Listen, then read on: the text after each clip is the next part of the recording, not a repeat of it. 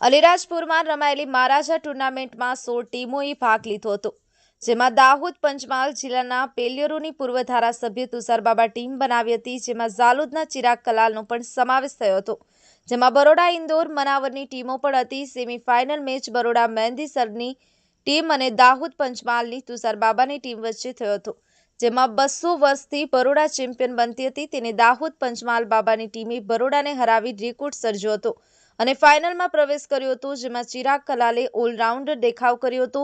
4 ઓવરમાં 1 વિકેટ લીધી હતી અને બેટિંગ પણ એક છક્કો મારી 16 રન મારી ગયો હતો, જેમાં જેનિલ પણ 5 વિકેટ લઈ ગયો હતો। ફાઇનલમાં પહોંચાડી દીધી। ફાઇનલ મેચ ઇન્દોર મનાવરની ટીમ દાહોદ પંચમહાલ દેવગઢ બારિયા બાબાની ટીમ વચ્ચે થયો હતો, જેમાં જિલ્લાની બાબા ટીમે 180 રન બનાવ્યા હતા, જેમાં જગદીશ 46 રન અને સમીર પાડા 44 રન મારી અને ચિરાગ કલાલે 14 રન આપી અને 4 વિકેટ ઝડપી હતી।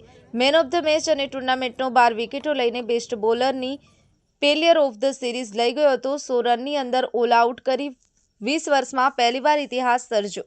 દાહોદ પંચમહાલ તુષારબાબાની ટીમે કબજો મેળવ્યો હતો। દાહોદ પંચમહાલનું ગૌરવ વધાર્યું હતું।